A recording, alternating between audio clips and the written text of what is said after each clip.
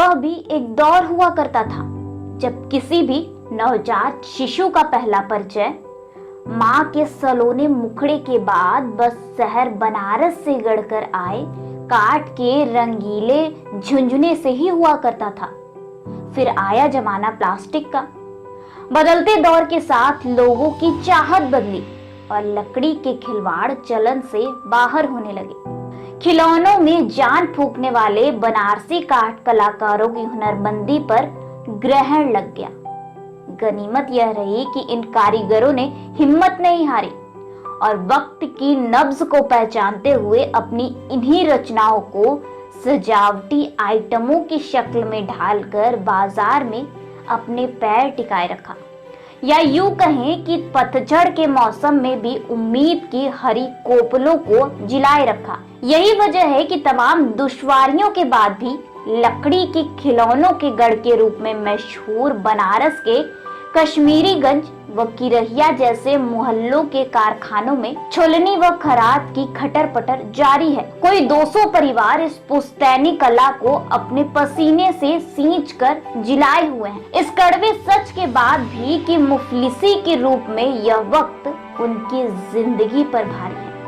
काठ के खिलौनों के कारोबार में बाली व सुग्रीव के नाम से प्रतिष्ठित दो बंधुओं की चौथी पीढ़ी की नुमाइंदगी कर रहे भाई अमित कुमार के अनुसार काशी का काष्ठ कला उद्योग कितना प्राचीन है, इसका कोई दस्तावेजी प्रमाण कहीं उपलब्ध नहीं है। वंशानुगत परंपराओं की गवाही यह जरूर बताती है कि शहर बनारस को मशहूरी दिलाने वाली इस हुनरमंदी की जड़ें कम से कम 400 से 500 वर्षों की गहराई तक जरूर जाती हैं। यहाँ लकड़ी के खिलौनों का उत्पादन दो प्रकार से किया जाता है। लट्टू लोला हेलीकॉप्टर, सिंधोरा व जहाज तथा रथ के पहियों जैसे गोलाकार आइटम खराद मशीन पर ढाले जाते हैं, जबकि मूर्तें और अन्य सब्जेक्टिव आइटमों की गढ़ान हाथों से की जाती है। इनमें गाय, बैल, ऊंट, घोड़ा, हाथी, सिपाही, बैंड पार्टी व देवी देवताओं की मूर्तियां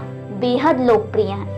कश्मीरीगंज के कारीगरों की माने तो पारिश्रमिक की कृपणता के अलावा उनकी सबसे बड़ी समस्या कोरैया लकड़ी की अनुपलब्धता है। आजकल अलबत्ता बहुत सारे आइटमों में, खासकर सजावटी पीसेज में गूलर की लकड़ी भी उपयोग में लाई जा रही है और बेहतर परिणाम भी दे रही है। कच्चे माल की कीमतों में बेतहाशा वृद्धि भी कमर तोड़ने वाली है। ऊपर से सरकारी उपेक्षा की मार सीधे पेट पर पड़ रही है। अमित के पिता अशोक पहलवान का कहना है कि बनारसी काष्ठ कलाकार लगभग 300 प्रकार के पारंपरिक खिलौने बनाते हैं। अब एंटिक लुक वाले बहुत से आइटम साथ में जुड़ते चले गए हैं। उनका यह भी दर्द है कि पारंपरिक दक्षता वाले कारीगरों की पीढ़ी अब अवसान की ओर है। कारोबार की मुसीबतों को देखते हुए नई पीढ़ी के नौजवान उद्योग से किनारा कसने लगे हैं। ऐसे में बाहर यानी विदेशी बाजार में मांग बढ़ने के बाद भी निराशा का माहौल टूटता नजर नहीं आता। किरहिया के दक्ष कारीगर गणेश की शिकायत है कि हस्तकला की अन्य विद्याओं की तरह काठ के खिलौनों की विद्या को कभी प्रोत्साहित ही नहीं किया गया, जबकि देश दुनिया की बड़ी नुमाइशों में बनारस के खिलौने खूब सराहे जाते हैं। उनका मानना है कि इस अनमनेपन की वजह से ही नए कारीगर उभर नहीं पा रहे हैं। बेचन किरैया, मूलचंद, कतुआपुरा, छाउला, केदार प्रकाश लक्सा जैसे कुछ वजनी नामों को छोड़ दें तो कोई नवोदित नाम दूर दूर तक नजर नहीं आता। पूरा उद्योग महज 25% कुशल कारीगरों के दम पर सरवाइव कर रहा है। इस दौरान अमित एक और बात बताते हैं जो उम्मीद जगाने वाली है। वे बताते हैं कि रंगाई के मामले में उद्योग ने बीते कोई 3 दशकों में मील के पत्थर गाड़े हैं। चपड़ा रंगाई के कई कदम आगे बढ़कर रंगाई के कारीगरों ने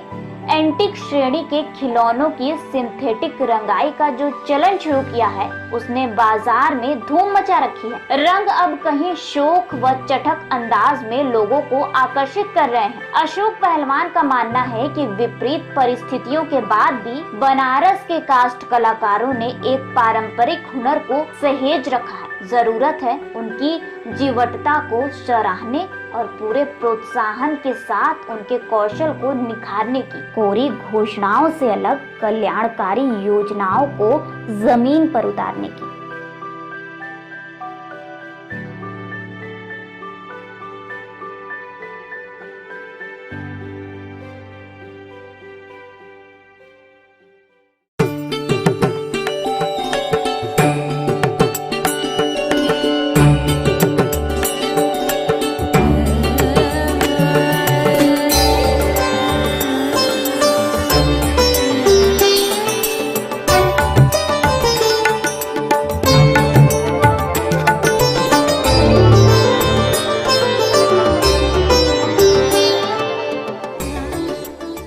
खबरों से जुड़े रहने के लिए रणबीरी न्यूज़ को सब्सक्राइब करें और बेल आइकन को प्रेस करें।